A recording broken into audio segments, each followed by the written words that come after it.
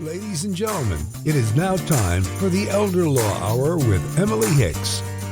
This is Emily Hicks, and you're listening to the Elder Law Hour. Thank you so much for being here today. We have a great show. Donna Lee with the Alzheimer's Association is back with us to talk about some tips and tricks to dealing with your loved ones who may be facing a diagnosis of Alzheimer's. But first, we have Rachel Weinstein, and Rachel is a wonderful grief counselor and the founder of Jacksonville Center for Grief and Loss. And she's going to join the show with us today to talk about grieving and talk about all of the things that we don't normally talk about with our friends and family. So I'm really looking forward to speaking with Rachel about that. For those of you who don't know, April is Parkinson's Awareness Month. So we will be doing some more segments about Parkinson's disease. So stick around. We will be right back. Welcome back to the Elder Law Hour with Emily Hicks. And I have a very special guest today, Rachel Weinstein. And Rachel is from the Jacksonville Center for Grief and Loss. Rachel, thank you so much for being here today. Welcome. Thank you. Thank you for having me. I said this to you a little bit earlier. I've been wanting to have this conversation for a really long time on the show. So I'm really excited that you're here today because I think this is a topic that it affects everyone, right? And no one really talks about it. That's right. Isn't it ironic that grief is something every human being will experience? And yet, think back to your upbringing, your parental home, your schooling. Nobody teaches us how to even begin to think about grief, anticipate what we might go through, how to support somebody else. Everything else gets attention, almost everything else. We learn about drugs in school. We learn, just say no. And we learn about so much other than reading and writing and arithmetic, but we don't learn about grief. And so this is my personal and professional mission, is to change that. Well, I think it's so important. And again, I think this information is vital for everyone. As everyone who listens to the show, I still feel like I'm in that, period of grief. I don't know that you ever really get out of it. Maybe you can tell me. But I lost my mom a year and a half ago. And it's so incredibly painful. Yeah. And just, you feel there's just an endless amount of emotions that go along with that. I mean, I feel it's unfair. I mean, my sister and I were having this conversation yesterday. She's still kind of angry. She's like, it's just not fair. It's not fair that she's not here anymore, because I've gotten in this habit lately, and it sounds a little strange, but for the longest time, I was just so sad that I didn't really think about it. But now I'm in this place where I'm thinking, oh, I need to tell her this. Or when something happens, I'm like, oh my gosh, I need to remember to tell her that the next time I see her. And it hits you again, and you're like, oh, wait. Exactly. But it's so crazy. Like loss is just so strange because one day they're there and one day they're gone.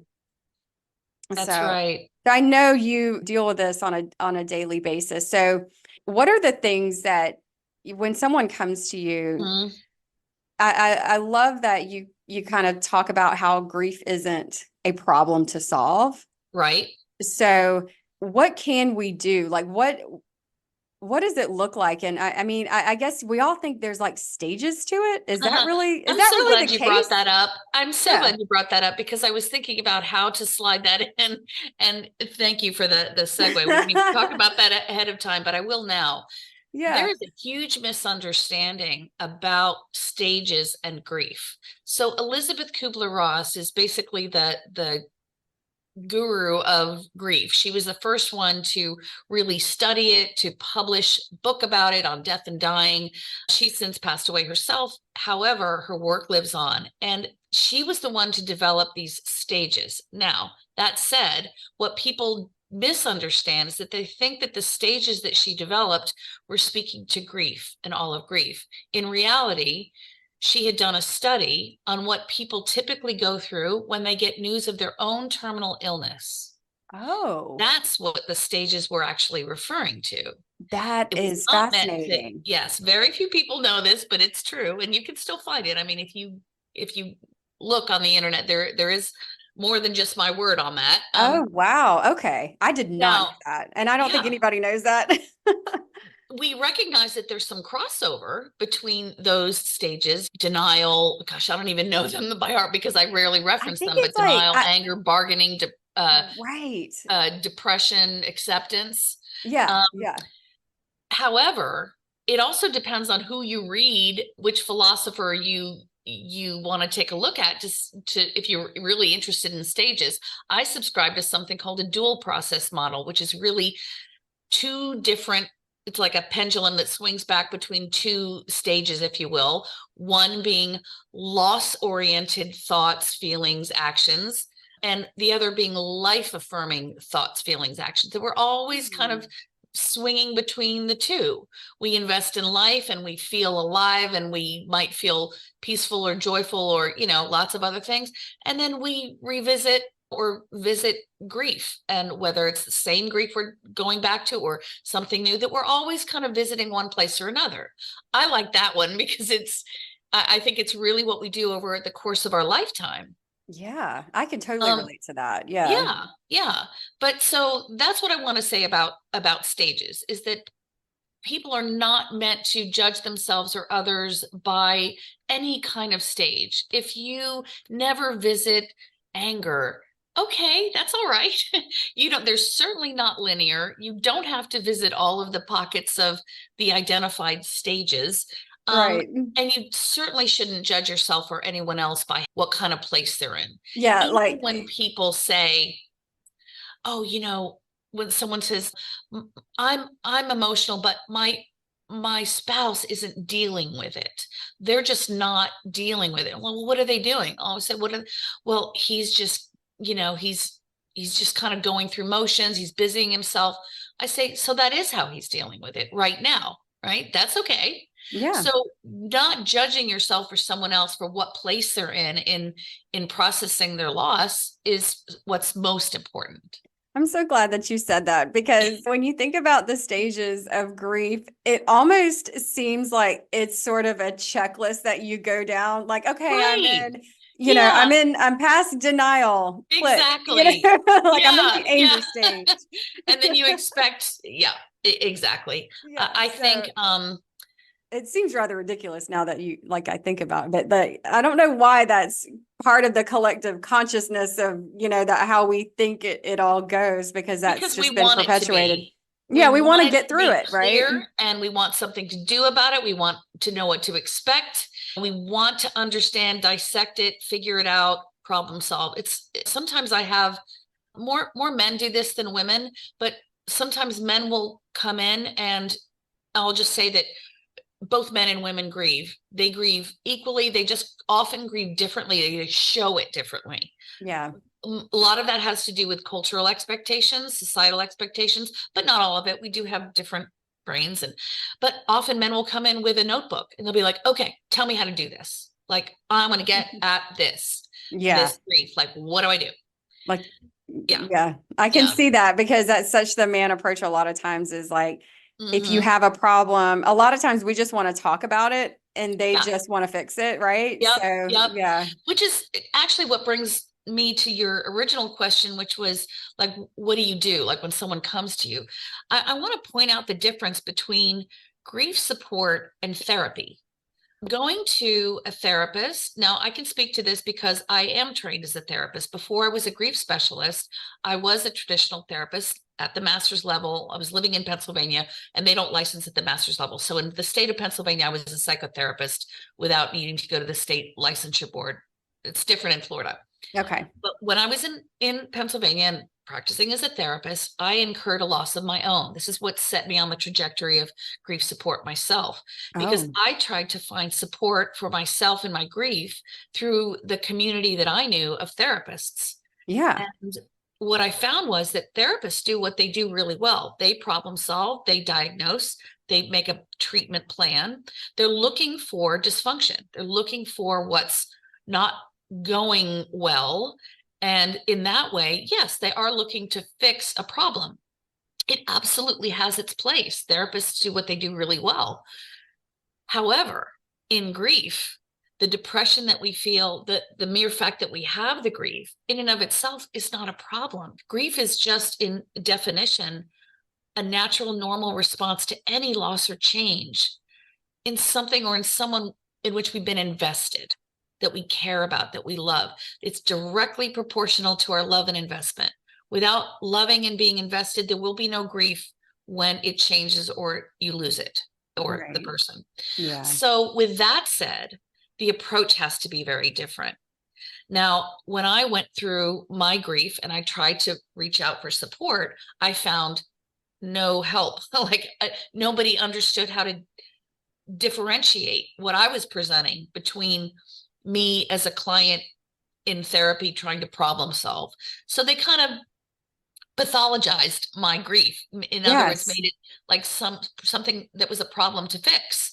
And it just made me feel worse. It was like either they shoved medication at me, and I'm not coming down on a side of medication can save lives. In the case of just pure grief versus a physiologic, clinical depression, it's not only not going to help, it gives a person the message that there's something not working in their brain that needs help.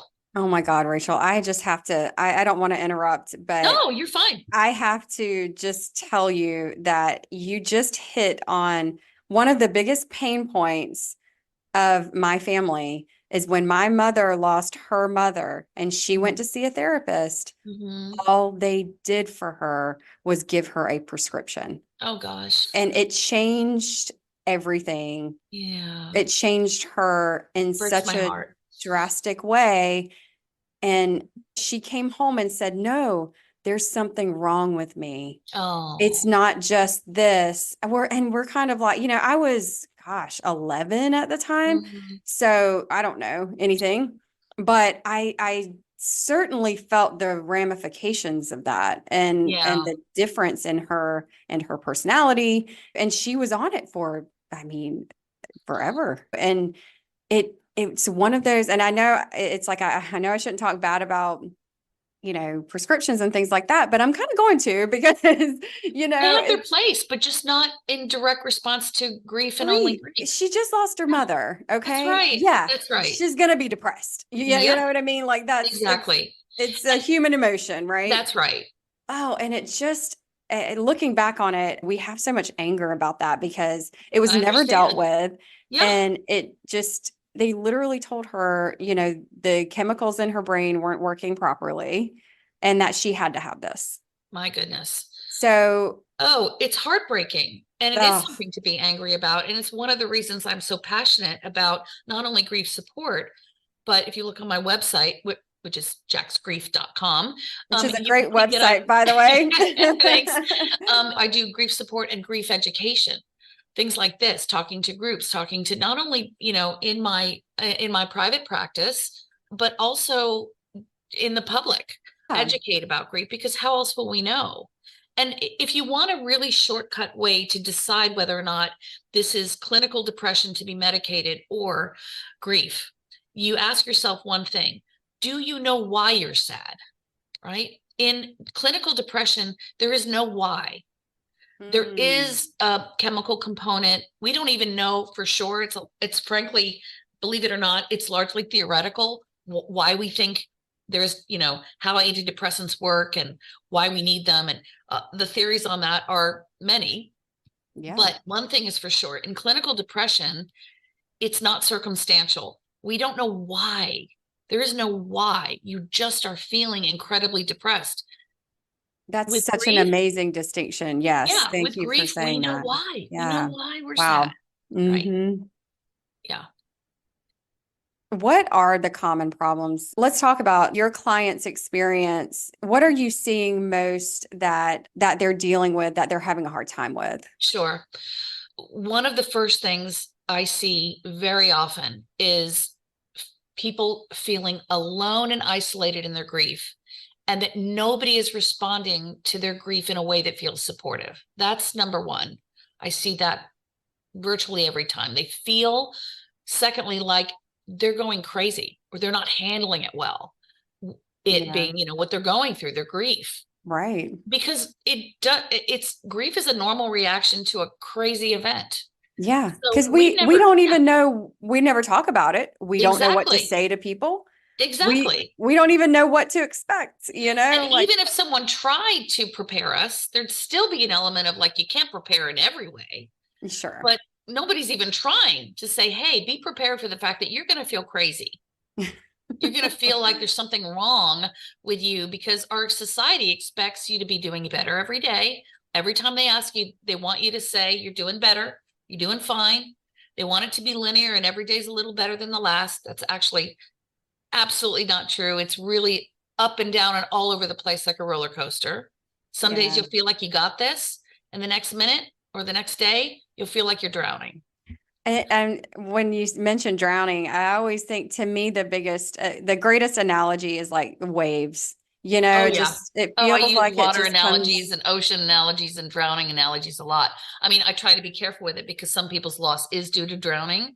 So I have to actually watch my language even because we have, believe it or not, we have a lot of violent language that we don't even think about until you're a grief counselor. But those two things, in addition to a lot, the kind of emotional expression with grief is not only sadness, it's also anxiety. People who've never had panic attacks will start to have them. I have my own theory on why it's so fused. I think in many ways, grief leaves us so incredibly vulnerable and raw and exposed in our world, especially if we've lost a parent. There's something, especially a mother, to feel, what's the word? Untethered, in life, disconnected to our mother. It's an existential like separation. We can feel so, even if it's not our mother, it's a special loss, losing your mother, but any loss will have us feel really vulnerable and exposed. And in that comes a lot of feeling like we're just, our nerves are on the outside. So sounds are louder to us. We might feel averse to going out or being in crowds, overwhelmed, feeling like, this is why I make home visits on some occasions, because some people in grief, they can't leave their house, or I'll do Zoom. I do Zoom with a lot of folks and not just in person for that reason. So a lot of anxiety is also what I experience when people come to me, their anxiety. Gosh, yeah, I can totally see that. I think, just for me personally, during the really hard stages of it, going out was a little bit scary sometimes because I didn't know if something was going to just strike me the wrong way. Or, going to the grocery store could be like a hard, thing because I remember the first time I went to the grocery store, I saw like during the end of her life, she only ate like one thing. And then when you see that one thing, you forever remember that. And it's like, I always say grocery stores we call them grief landmines, and grocery stores are going to trigger those memories big time, between the music overhead and all the products that remind you of the person. Yes, exactly. Yeah. And I can talk more about, in the next segment, what kinds of workaround, what I'm practically doing with the people I see. Oh, I can't wait to hear more about that. If you're listening right now, you're listening to the Elder Law Hour. So Rachel Weinstein is a grief counselor. And Rachel, how can they get in touch with you if someone really, they need to talk? How can somebody reach you? So if you'd like to consult with me and see about getting support for your grief, making an appointment, call area code 669-272-8036. You can also go to my website, which is Jack's Grief, JAXGRIEF as in Frank.com. So again, the number is 669-272-8036. Or just visit jacksgrief.com. There'll, almost as soon as you log in, you'll have a little pop-up from me, and you can put your contact information, and I get those in real time. I always reach out to you right away. Perfect. Thank you so much. And we will be talking more with Rachel when we come back.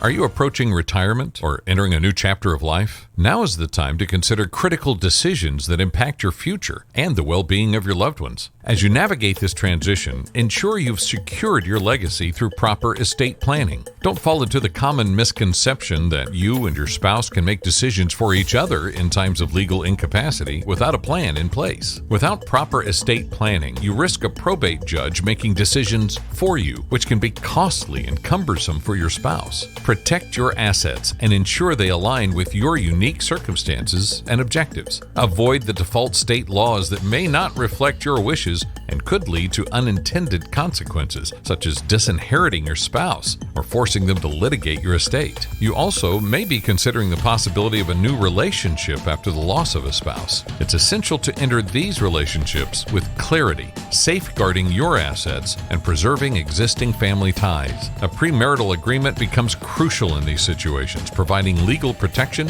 and clarity. When it comes to your children, thoughtful estate planning is key. Protect their inheritance from squandering, divorces, lawsuits, and bankruptcies. Your hard-earned wealth should be a source of security, not vulnerability. Additionally, plan for long-term care, a significant consideration as you enter retirement. Secure a long-term care insurance policy while you still qualify, and explore alternatives that can convert into life insurance if not needed. Statistics show a 70% likelihood of requiring long-term care after the age of 65, making proactive planning essential. Our team can guide you through this process, helping you replace impersonal state-written plans with a tailored approach that safeguards your assets and family. Don't overlook estate planning as you approach retirement. Book a call with us today to secure your future with confidence. Visit emilyhickslaw.com and book a call today. We'd love to help. Welcome back to the Elder Law Hour. I'm here with Rachel Weinstein, who is a grief counselor and the founder of Jacksonville Center for Grief and Loss. Rachel, thank you so much for being here today. Thank you for having me. So we're talking about grief, and we're talking about the quote unquote problems that we have to solve, or that you have to help people solve surrounding grief. So let's get into that a little bit. Like, what are you helping clients to do exactly? So the first thing is that I let them know right off the bat that grief is not a problem. Their grief is not a problem. That yes, it's impacting them, and we'll talk all about that, and we'll talk about practical strategies for moving through their grief. But I want them to know, the top thing I want them to know is that whatever they're experiencing in their grief is okay. It's normal. It feels crazy, but they're not crazy. And there's nothing wrong with them for grieving as intensely as they grieve, showing the grief the way they're showing it, not feeling better like people want them to feel each day that passes. So that's number one. I will normalize the experience and help them, hopefully support them in feeling like they don't have anything to, there's no problem to solve. There is grief to move through, and I'm there for them to help them with that. But that it's a normal experience. So that's number one. The second one is that I want them to understand that grief is not just an emotional experience. Most people think of it as, well, you're going to feel all these things emotionally in your grief. You're going to cry, you're going to feel sad, but it's so much more than that. So I actually came up with an acronym, each letter standing for a different impact of grief. And the acronym is PIES, like coconut pies. Ooh, I'm liking this acronym already. Yeah. So the P is for all of the physical ways that grief impacts us.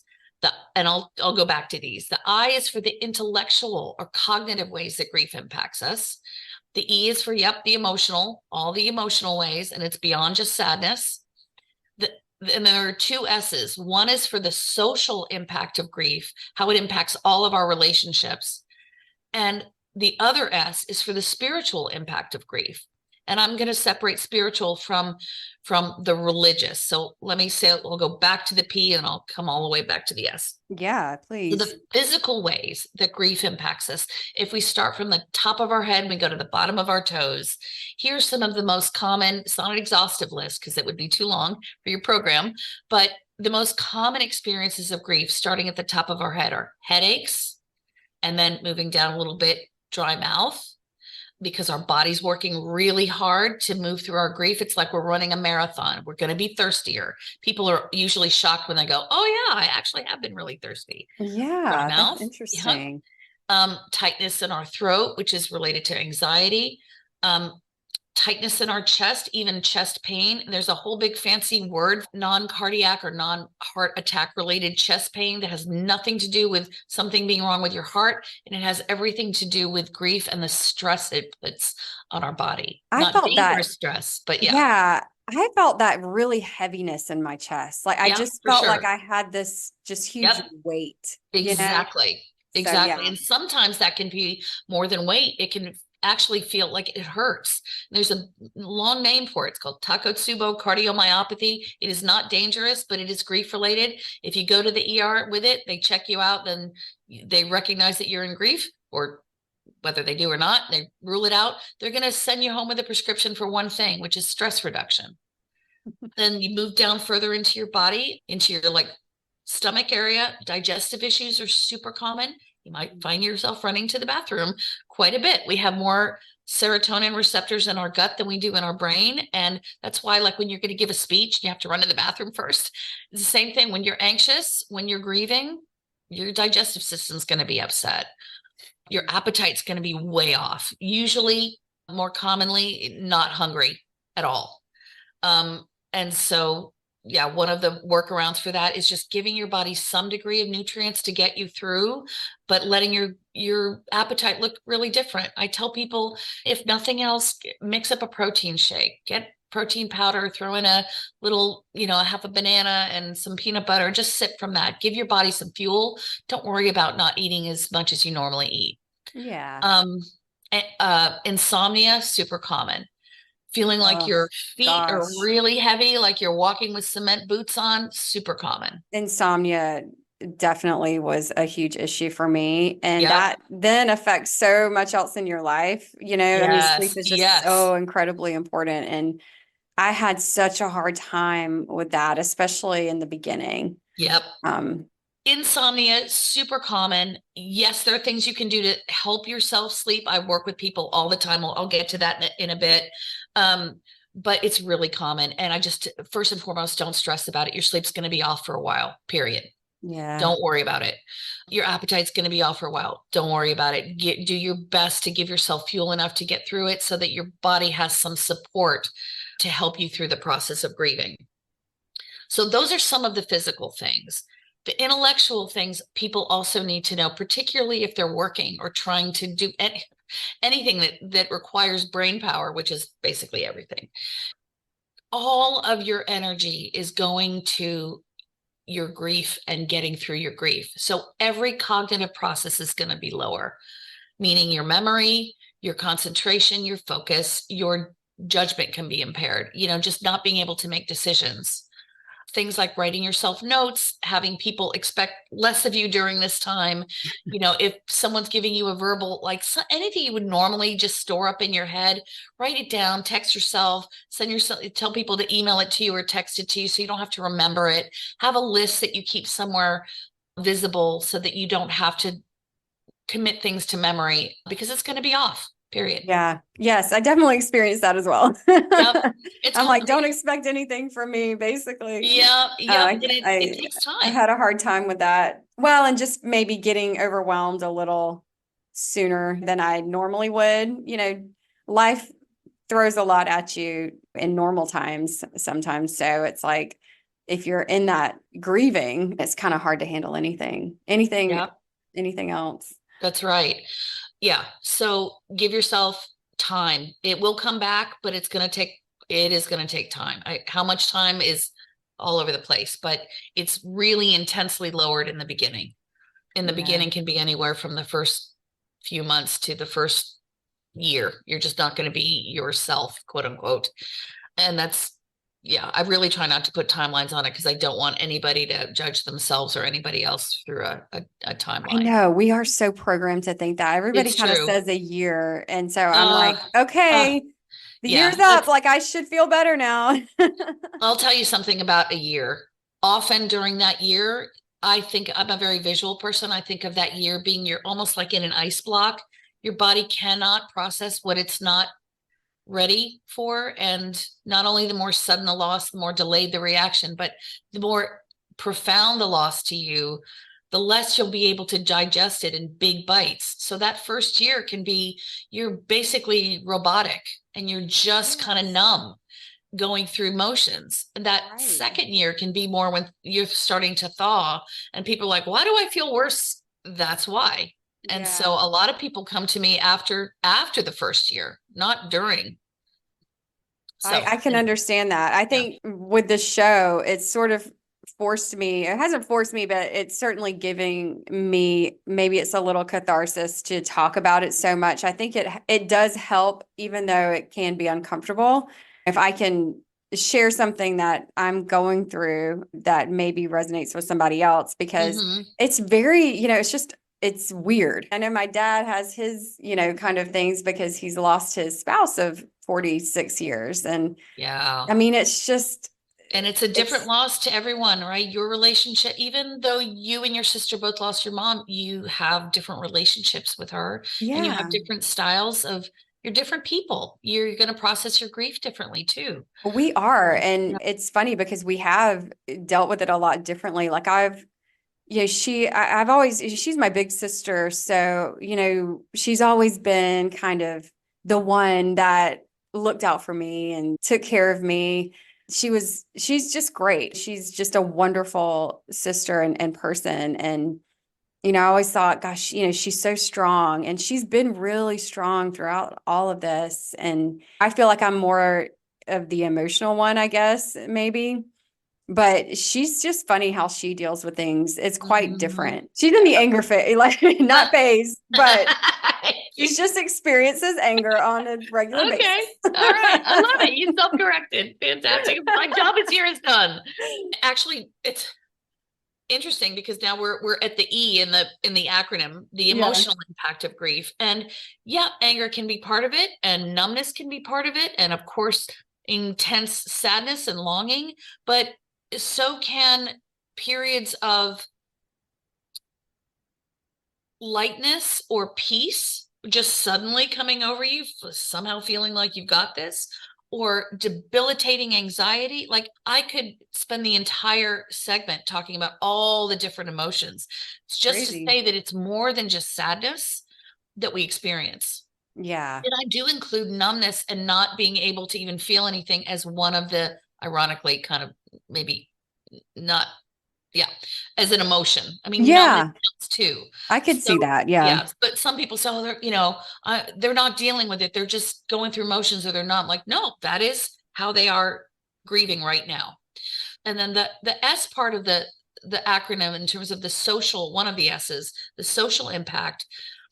There's a saying that grief rearranges our address book, meaning that some people that we would have really thought before our loss would be the best and the most likely to be there for us and support us can back away from us, move away from us, and maybe not, we might feel like they're not there for us either. And we may be right because they may not know what to do or say. And the people closest to us have the hardest time witnessing our pain, and they feel the most helpless. So they back away because, one, they're afraid of saying the wrong thing.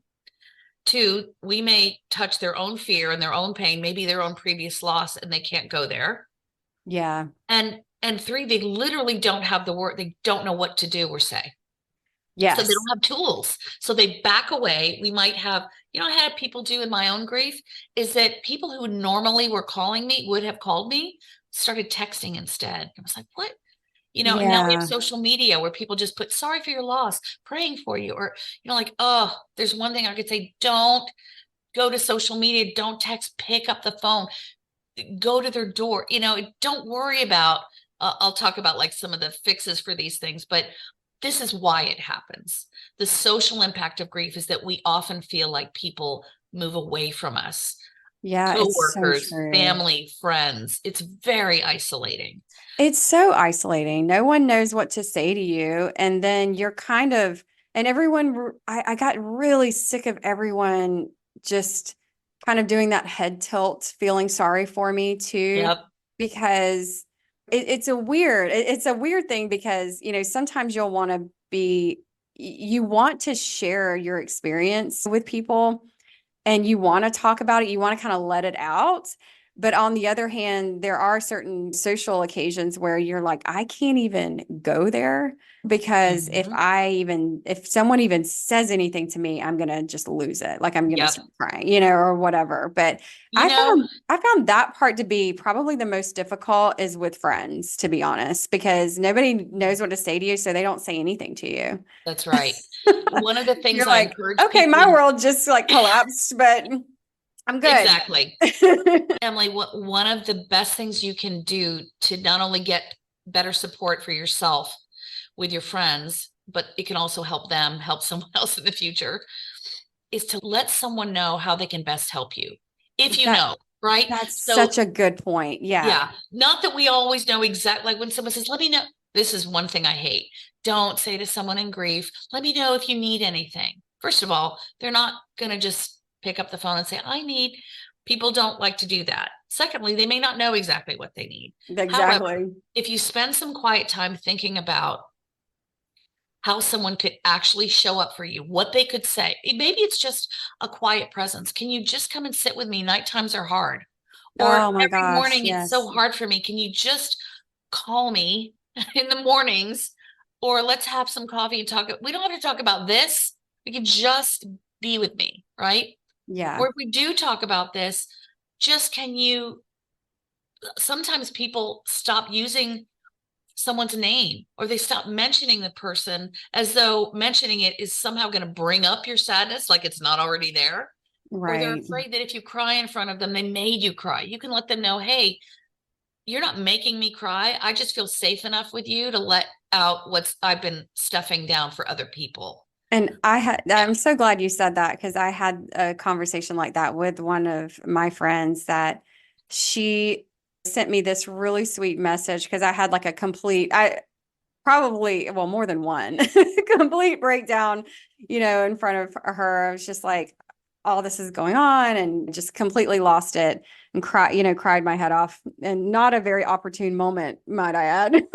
But anyway, she sent me this message later. She's like, I'm really honored that we are such, you can tell me all these things, or I can be there for you right now. And it was like so perfect and such a, just a wonderful thing to say because she was just there and just cried with me. Exactly. You know what I mean? Exactly. The people who love us and care about us, they need to feel purposeful and useful and helpful. Yeah. So it's actually a win-win to say, this is how you could help me best. If you give them something, even though it feels like, oh, I shouldn't have to tell them, they should just know, or people aren't mind readers. They don't have the tools. They're not listening to this talk.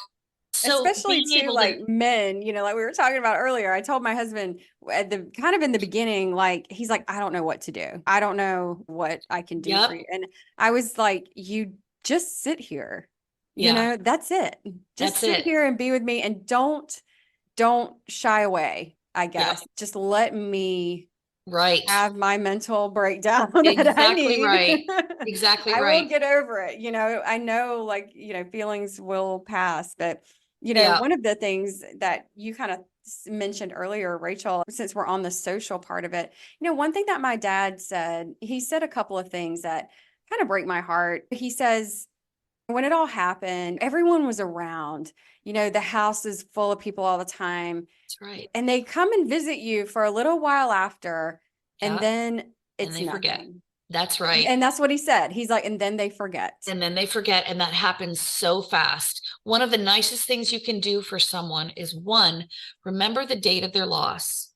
Let's say, as an example, it was Wednesday, the 11th of May. Mm-hmm. For a while, every Wednesday is going to be hard. For a while, every 11th is going to be hard, particularly the first year, 2 years.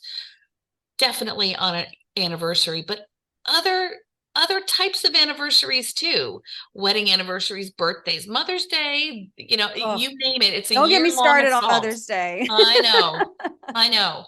But personal days of remembrance, national holidays, but all the other days in between. One of the nicest things you can do is to not go away and forget that they're dealing with it. and to continue to show up and continue to say, hey, how are you doing? Asking how someone's doing in passing, hey, how are you? That's different than looking you in the eye and saying, how are you? Right? You know, my best friend from childhood lost her mother last week. And what's interesting about it is we don't live in the same city. You know, we don't stay in touch probably as much as we should, but we were, you know, just best friends growing up until college. And then when I left to go to law school, I moved away and we just didn't really stay in touch as much as we should have. But she was the first person I wanted to talk to when my mom died. And I was literally the first person she wanted to talk to when her mom just passed the other morning. And I'm really hoping I can be there for her like she was for me, because she was it was just such a tricky time. And it was just such a wonderful thing that she just was so helpful and so thoughtful. Mm-hmm. And, you know, I'm truly lucky to have wonderful people in my life. And with my dad, if you've lost a spouse, I mean, that's just another, you know, whole different, you know, situation with socially, right? Because one of the things he mentions the other day, now that some time has passed, is he talks about, he keeps himself really busy during the day. He's always got a lot going on, but at nighttime, he's like, no one's ever here at night, you know, and so I know that's got to be lonely. Every loss is unique in the kinds of issues that people face. Losing a spouse is different than and it's not that one is worse than the other. The worst kind of pain, when people say, what's the worst loss? Is it losing a child? Is it the worst kind of pain to have is your own? Yeah. It's not about the type of loss. Yeah. And I can give a nod to the last S in the impacts of grief, that PIE's acronym. I'll talk about the spiritual impact. Yeah, let's talk about that, because, you know, with so many different religions and belief systems that we have out there, I can imagine that might be a little bit difficult for you to help someone through that part of it, Rachel, because I mean, everybody kind of has their own, you know. Right. So my role, first of all, I want to separate a spiritual impact from a religious one. I know people often fuse the two together, but I'm going to separate the two of them, but I can still speak to both of them in terms of the impact that they can have, that grief can have on them. The spiritual impact really speaks to bigger life questions, less about an organized religion's beliefs being challenged or leaned into. That's separate. But the big questions of why. Right. Why them? Why us? Where are they? Where is God? Is there a God? Where is heaven? Is there a heaven? Am I being punished? Were they being punished? What could I have done something to prevent all of these big questions? That's the spiritual impact. We find ourselves, no matter what our religious orientation, we find ourselves asking big questions. Yeah, that is a universal. Yeah, that is universal. universal. Is this happening? You know, yeah. Or could we have done something? I think a lot of people always think. Yes, for sure. Always go there too. And big things like, you know, if only this, I could have that. What if I had? There is no logic. I can't like say, oh, but you have nothing to feel guilty about, because guilt and regret and feeling like maybe if something could have been different, if only I would have left the house 5 minutes earlier, than all of that, it's actually part of the grief process. So in terms of how I support it, no, it's not difficult to support, as I follow them where they are. And I let them know that these are really big, common questions that we confront in grief. Yeah. And my job is to bear witness to that and to support them in their own process of moving through those questions. They're different. I mean, that's a whole other conversation in terms of how I do that. But the other part, literally the organized religion part, I will ask people, what was your faith, your religious life like prior to your loss, if you had one, right? And has it changed? And if it's changed, let's talk about that. I mean, it's okay to let's say you were a person of deep faith And now your faith is really challenged. Now you're really angry at God and you don't even know if you can go into church anymore. You're so angry. And just being able to validate that, whatever your belief system is, I believe that our respective higher powers can handle our human anger, right? Mm-hmm. We're human. Just giving people a forum to explore that without feeling judged is not hard, right? That's my role, not to come down on a side or to be a religious counsel or a spiritual counsel, but free to explore all that. And there's a saying that I love by Iyanla Vanzant, who's a lovely woman. Yes. And she says, every wound needs a witness.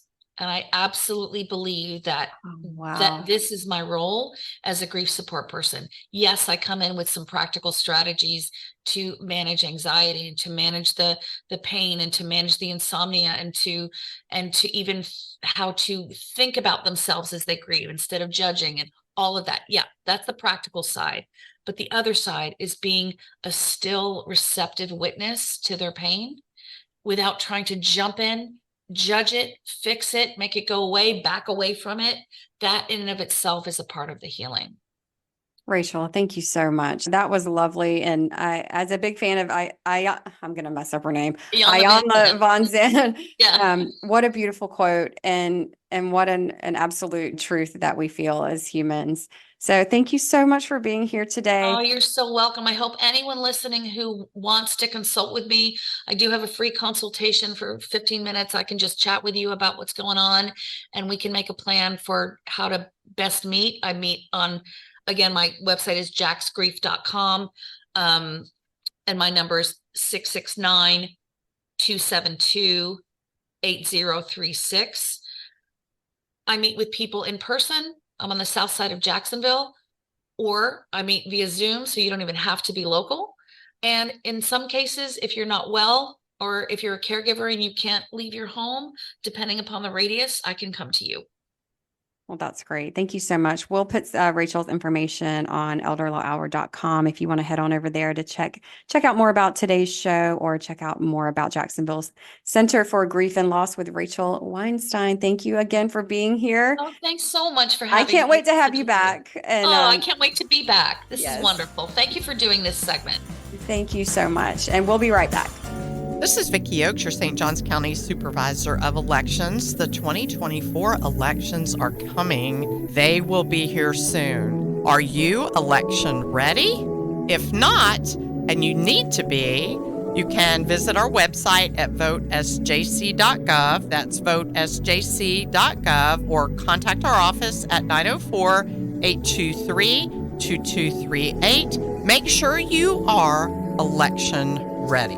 Welcome back to the Elder Law Hour with Emily Hicks, and I'm very happy to be here with Donna Lee, who is the local program director for the Alzheimer's Association here in the Jacksonville area. Donna, thank you so much for being here. Thank you so much. I am thrilled to be here. Well, I'd love to talk a little bit about the part of Alzheimer's that we don't really think a whole lot about, and that is the caregiver side, because we have a lot of caregivers. First of all, we have a lot of people suffering from Alzheimer's in the area. I think you had mentioned that number is upwards of 17,000 people. That's correct. That's a lot of people in Jacksonville that are suffering from Alzheimer's. And those people have other people, right, that are caring for them. What can we do for caregivers, and what can we do to support them through these times? Well, it's important to understand the volume of what's happening just here in Florida around us. Again, there's 17,000 plus people in Duval County that have confirmed diagnosis of Alzheimer's or some type of dementia. However, let's talk statewide. First off, 1 in 3 seniors will develop some type of dementia. It could be Alzheimer's, could be Lewy body dementia, could be vascular dementia, but 1 in 3 seniors develop this. Women are absolutely at a higher risk for that. It is often women that wind up, it could be quitting their jobs, decreasing their jobs, leaving whatever life looks like to have to provide care. And it's not just children. We see adult siblings taking care of each other. Adult grandchildren, things like that. So it's multi-generational. It's not just women, but you do see a disproportionate amount of women that wind up in the caregiver roles, for various reasons. And we're looking to see an increase of that by about 24% based on the current growth that we're seeing. Wow. Yeah, I mean, just the numbers are staggering. But then beyond that, when we talk about the caregivers, because a family gets a diagnosis of dementia or Alzheimer's, it's not just one person, because you have to have that family support group and that network. Yeah. But, most people don't realize that, 66% of caregivers have chronic health issues themselves. Oh, gosh. I could imagine. 66%. Well, it's quite stressful. I mean, Absolutely. You're dealing with somebody that has a cognitive disability. You are trying not to lose your temper, because the fact of the matter is, it's like dealing with a toddler in some instances where the reasoning part is not there sometimes, right? But you still have to go to work, or still have to go do whatever. Dishes still have to be done. Life still has to happen. So I can understand the extreme amount of stress that the caregivers are under on a daily basis. Well, 30% of caregivers have been diagnosed with some level of depression. Oh, gosh. 14% of caregivers are considered in poor health themselves because of ongoing chronic health conditions or combination thereof, or just in some cases, you could have two people in the same household, especially if you have a spouse as a caregiver. Mm-hmm. Both of them have some level of dementia or cognitive decline. Right. And that is just a difficult, very, very difficult situation. Very difficult situation. And a lot of times, too, families don't really stay in the same area anymore. I'm not too far from mine, but I'm 2.5 hours away. Mm-hmm. Luckily, my sister is there still. But, that's not always the case. Kids grow up and they go across the country. I mean, with jobs, everybody is so mobile these days. So what kind of tips do you have maybe of keeping everybody on the same page with what's going on with, let's just say, the parent who is going through it? How do you all agree? How does everybody come together and figure out what to do about it? So the Alzheimer's Association, we have an entire suite of programs and classes that are actually geared towards the caregiver. It's not even geared towards the person with Alzheimer's or dementia. That sounds really great. Yes. And even long distance caregiving. We can help navigate that. What are the best ways for a family to come together? And it could be something as simple as an online support group. Maybe they meet on, Monday nights at 7:00. Everybody in the family jump on, to start talking to other families that may be going through this. Establishing a communication cadence for the family. If family members are noticing and logging habitual things that may be starting to impact cognitive declines that are now being disruptive to daily life, communication is the key. If you've got, unfortunately, infighting and just people don't get along with siblings and things like that, get over it. Find a way to get over it, because that parent is, of course, the most important thing.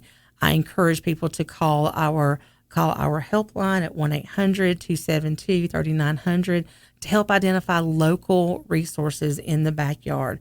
What do you have available in your community that can help? Maybe it's signing up this parent for the local Meals on Wheels program, or whatever variation there is, that puts somebody going by the house on a routine basis that does a well check. Investigate what senior services can actually do. They do vary county to county. Sure. What is available could look different from one place to another. But if you're not right there next door, or you can't get there, figure out what can be done locally. Have the conversations about what are the thresholds. My own father and I, we had kind of a light bulb moment. A gentleman that he worked with for 40-something years passed away with Alzheimer's, and we didn't know it. We just knew that he was at home. His wife was his caregiver. There was some sort of cognitive decline. Yeah. And this has been about 6 years ago. Mm-hmm. But this gentleman's wife called up one Saturday morning and said, "Hey, I just want to let you know, Bob, my husband, passed away last night. And my father said, oh, Ann, I am so sorry to hear that. And she said, well, I'm not. I'm glad he's gone. And we're like, whoa, hold on. What on earth? Not the reaction you thought. Yeah. So then we started peeling back the layers of the situation. Come to find out, she had been his primary caregiver for 12 years. He had turned abusive. It was a terrible situation. So what that did for us, while it was terrible that family went through that, their adult children did not know what their mom was suffering at home. Oh, my gosh. Did not know. Yeah. So keeping those lines of communication open would be key. And for me and my dad, what we took from that was we sat down and we have a 22 numbered list of these are the thresholds. Okay. And one of them is if he were to ever be physically abusive to me, because he's angry, frustrated, if he's having cognitive declines and he's taking it out on me, and knock on wood, we're not seeing any of that, and he's actually 85. That's wonderful. Yeah. But we have a threshold now that we hammered out at the kitchen table to say, if these things happen, you go ahead and put me in a facility, and you are no longer my caregiver. Okay. So then you've got a plan in place. We do. But we would have never had that conversation had we not experienced and just heard about another family going through that. Absolutely. So families, get ahead of it. If you have somebody in your family that's over the age of about 65, get in those conversations now. Yeah. Get in them now. Figure it out now. Because nobody wants to go to a facility. I hear it over and over every day. Everybody that I plan with, 99% of the time say, I never want to go to a nursing home. I encourage families to get involved with support groups. It is amazing what families have been able to formulate on their own, what kind of tips and tricks and coping skills and coping mechanisms that families have developed by sheer trial and error. Yeah. The Alzheimer's Association has a 24/7 online support group. It's amazing to just read the chat. Yeah. Just read the chat. Somebody can say, okay, my loved one is doing this and this and this. What do I do? And the tips and the tricks and just what this family's tried and didn't work or did work or whatever. It's amazing what families come up with. Yeah. And that can be your best friend to try to navigate it.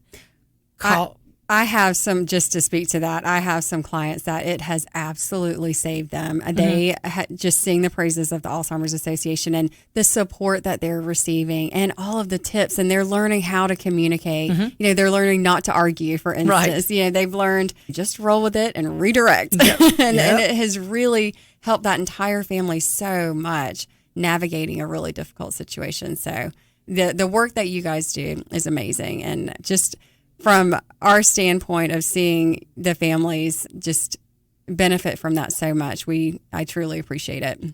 Well, we are happy to do it.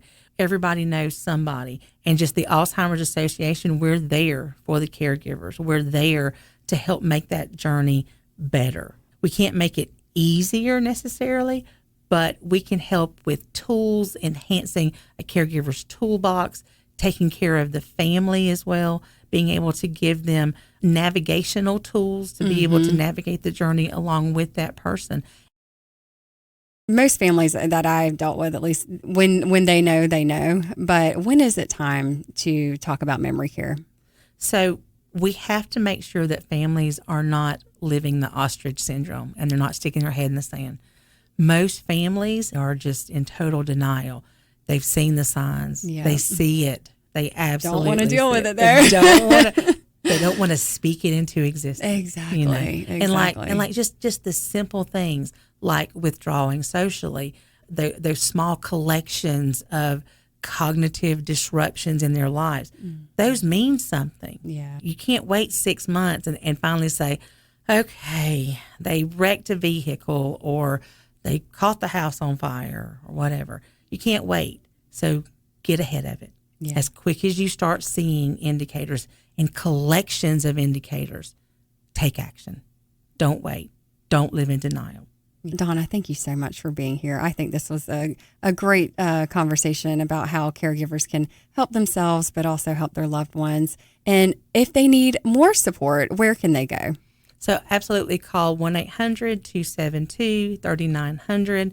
That is our 24/7, 365 helpline. You get a live person, and they are your entry point to all things. And you can also visit our website at alz.org. Super simple, alz.org. Thank you so much for being here. We'll be right back.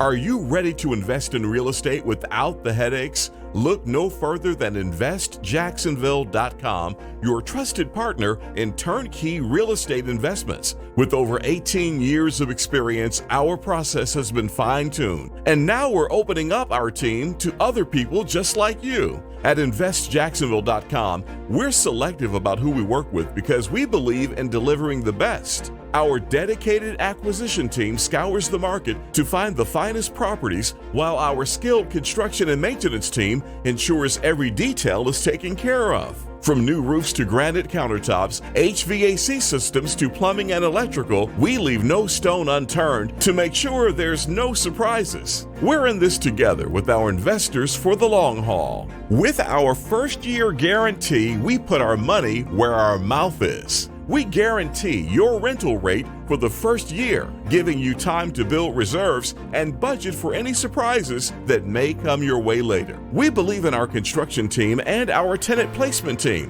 which is why we offer this unbelievable guarantee. We're committed to your success and peace of mind. We're passionate about making it simple and easy, and a no-brainer for others to get started investing, because we know what real estate can do for people to reach financial freedom. So if you're ready to invest with confidence, contact Invest Jacksonville today at 904-536-3000 or visit our website at investjacksonville.com. Let us show you why there's nobody quite like us. investjacksonville.com, your authentic partner in hassle-free real estate investing. Contact us now. Thank you so much for listening to today's show. If you would like to find out more information about today's show or contact us, please visit elderlawhour.com. This is Emily Hicks. Thank you for listening to the Elder Law Hour, and we will see you next week. Thank you for tuning in to the Elder Law Hour with Emily Hicks. Join us this and every Saturday for the Elder Law Hour with Emily Hicks.